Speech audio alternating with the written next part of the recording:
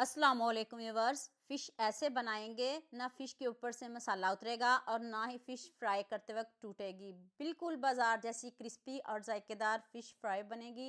अंदर तक मसाला रचा हुआ होगा, ज़रा भी फीकी नहीं होगी। जिसको भी खिलाएंगे वो पहचान ही नहीं पाएंगे कि आपने ये फ़िश घर में बनाई है या बाजार से मंगवाई है। स्टेप बाय स्टेप एक एक चीज़ बताऊंगी, तो चलें शुरू करते हैं। जल्दी से हम इसकी मैरिनेशन रेडी कर लेते हैं। अदरक लहसुन आपने साबुत लेना है, इसको आपने पीसना है, इसमें पाउडर नहीं डालिएगा। आपने इसको पीस के फ्रेश डालना है। जब अदरक लहसुन आप पीस लें, फिर आप इसमें 1 चम्मच पुदीना, फ्रेश पुदीना डालना है, थोड़ा सा सब्ज़ धनिया लेना है और 2 से 3 सब्ज़ मिर्च। इसको भी आपने पीसना ही है और पीस के डालिएगा। जब तीनों चीज़ें अच्छे से पीस जाएँ, फिर हम इसमें 1.5 चम्मच धनिया डालेंगे। इसको भी आपने दरदरा रखना है, बारीक नहीं पीसना, दरदरा रख लीजिएगा।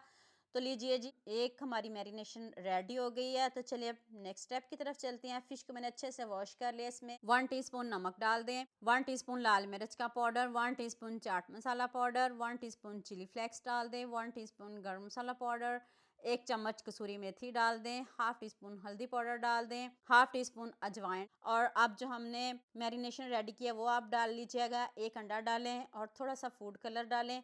और अब आपने 3 से 4 चम्मच इमली का पल्प डालना है। इसको स्किप नहीं करिएगा, ये इजीली मिल जाता है। इससे आपकी फ़िश जूसी बनेगी। 2 चम्मच हम इसमें बेसन डालेंगे, 1 चम्मच कॉर्नफ्लोर।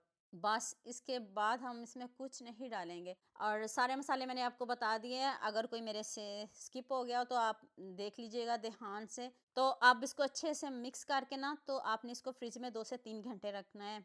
रखना ज़रूरी है ताकि मसाला अंदर तक रच जाए और जो फ़िश है वो टेस्टी बने। और अभी 3 से 4 घंटे के बाद चेक कर लें, मैंने फ्रिज में रखा है, फ्रीज़र में नहीं रखा था। तो चलें अब इसको फ्राई करने का भी तरीका बता देती हूँ।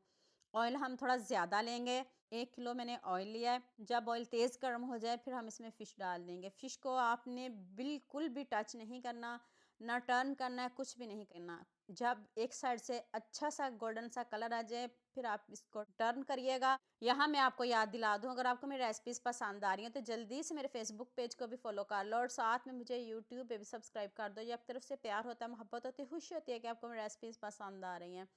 सर्दियाँ आ गई हैं, फ़िश तो सभी घरों में बनेगी, लेकिन इस फ़िश को भी ज़रूर ट्राई करिएगा। इससे पहले मैंने आपके साथ फ़िश की रेसिपी शेयर की थी, आपने मुझे बहुत ज़्यादा प्यार दिया था और इस रेसिपी में भी मुझे आप सबका बहुत ज़्यादा प्यार चाहिए। मैं सारी फ़िश रेडी कर लूँ, फिर मैं आपको दिखाती हूँ करीब से। आप मुझे जल्दी से ये भी बता दें मुझे किन-किन मुल्कों और किन-किन शहरों से देख रहे हैं। मुझे बहुत खुशी होती है जब आपके फ़ेसबुक और यूट्यूब पर खूबसूरत से कमेंट पढ़ती हूँ। आप सबका खूबसूरत कमेंट करने का बहुत-बहुत शुक्रिया।